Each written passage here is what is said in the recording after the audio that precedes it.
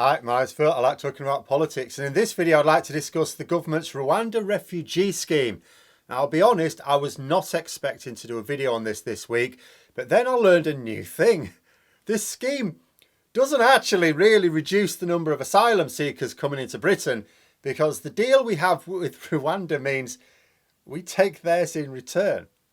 And we're paying tens of millions of pounds in a cost of living crisis to do it. But first, if you'd like to be notified of daily news and politics, please subscribe to the channel and click the bell notification icon. So with the recent High Court case, which is going to appeal, that happened last week, I talked about the latest in the stream on Saturday, and I was saying I don't expect to do a full video at this point. I've talked about it in the past, and I probably would again in the future. But then a new thing came up that I'd not come across. So I'm going to go over what the legal and political situation is. I'm going to discuss this latest nonsense. And there's a fair few things, really important things to point out, because there's a lot of misinformation. So as a one size fits all, I'm going to do a top 10 rundown of the misconceptions around this whole scheme. The first is that we are talking about refugees here, including from Afghanistan, whom we have failed. Various Tories have tried to say that this is about economic migrants. They're trying to be clear, this is economic migrants. This is a lie. Even the government's own website makes clear that these are refugees. In fact, the document may be found in the section for refugee and asylum. Nothing to do with economic migrants. Frankly, economic migrants don't need to come across by unsafe means. We desperately need them. The second thing to point out is that this scheme never went through Parliament. You may be imagining, the Tory MPs voted for it. No, they didn't. It was debated in Parliament, which I'll come to, but there was no scrutiny of the agreement beyond a bit of debate and no vote. The third thing to point out is that this is a scheme for resettling refugees in Rwanda, a country that the UK government officially considers to have serious human rights issues. Some in the media are trying to claim that the asylum seekers have just been sent to Rwanda to be processed. People think that if their claim is successful, they'll be coming back to Britain. Oh, it's only to process them. And then if they're real refugees, then they'll come here. No, they won't. And the reason people think this is because the government told them and their media tell them, the Sun, the Daily Express, the Daily Mail. They lied. It makes no sense anyway. If you wanted to process them offshore, you would do it in France. The French government they've raised no objections to the idea of the UK setting up a processing centre on their north coast to do this. It would mean less hassle for them. The idea that we are spending a fortune to fly people thousands of miles away to Africa in order to process them when we could do it 30 miles off the British coast is ludicrous. Which brings me to the fourth point. Several Tory commentators are trying to say that Rwanda is in Europe.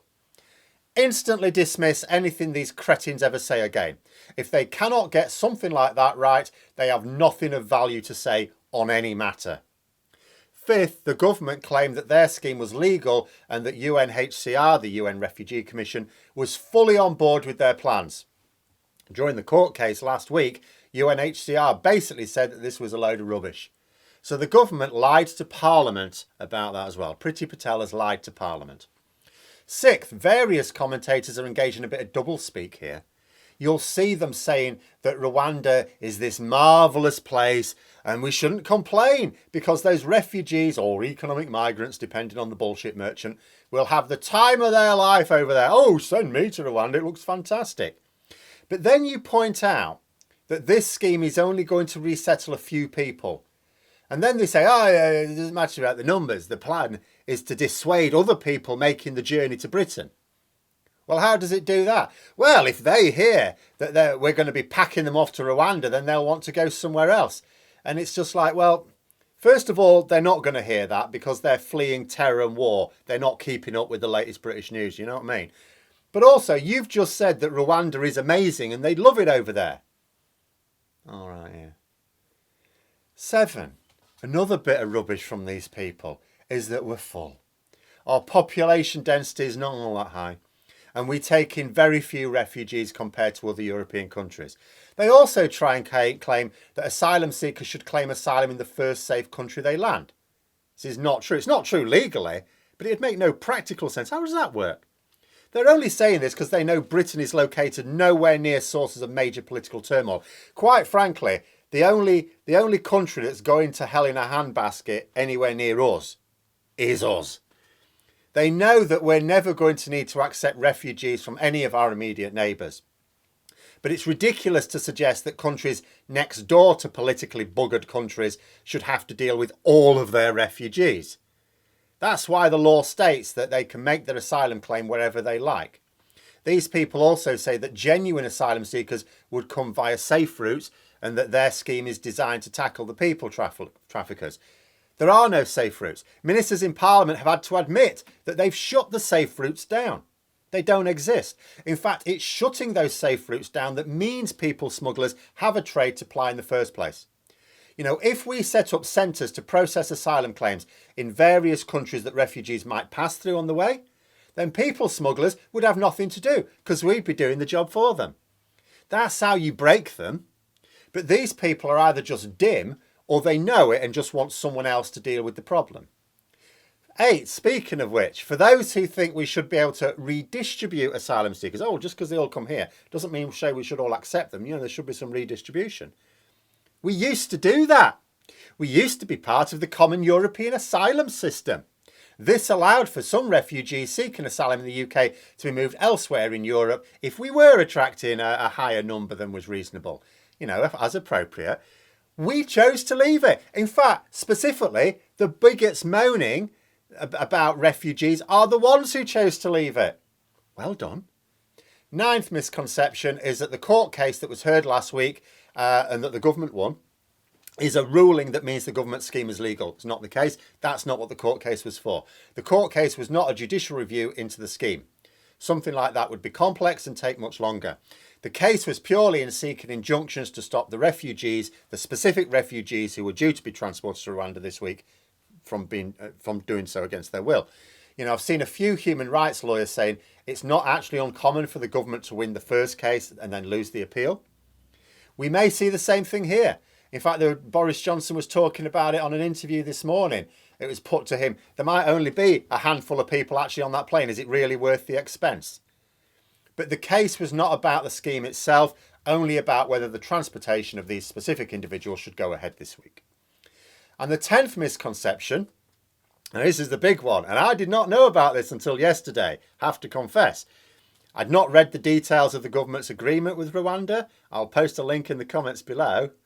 There's an interesting section, section 16. 16 seems to be the government's unlucky number.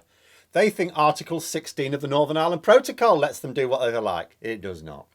And this agreement, section 16, states, and I quote, the participants will make arrangements for the United Kingdom to resettle a portion of Rwanda's most vulnerable refugees in the United Kingdom, recognising both the participants' commitment towards providing better international protection for refugees. So what this means is, we send some refugees over to Rwanda for resettlement. Okay, say the racists, who deny being racist. Then we pick up a load of refugees from Rwanda and bring them back to the UK. Wait, what? Hang on, go over that bit again. So we take a load of refugees that Priti Patel doesn't want to Rwanda for resettlement. Yeah, I got that bit. I like that. Then we pick up a load of refugees that Rwanda doesn't want to deal with and we bring them back to Britain. Then what? Then we resettle them here in the UK. That sound you can hear is the sound of a load of racist brains exploding. This is basically like when women give each other gifts at Christmas. Here, I've got you a candle and some toiletries. Ah, I've got you a candle and some toiletries. Couldn't make it up, could you? And just to remind you how much this is all costing us, it's £120 million for a scheme that aims to send 300 refugees to Rwanda per year.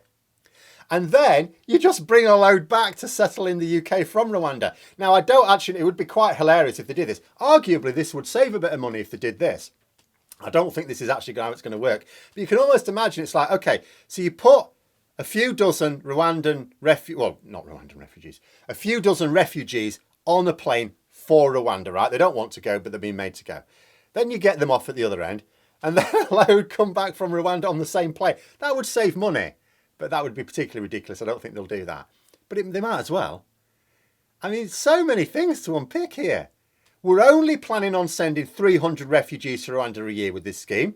So for anyone who actually thinks we have too many refugees coming here, I hardly think they'll agree that this is dealing with the problem.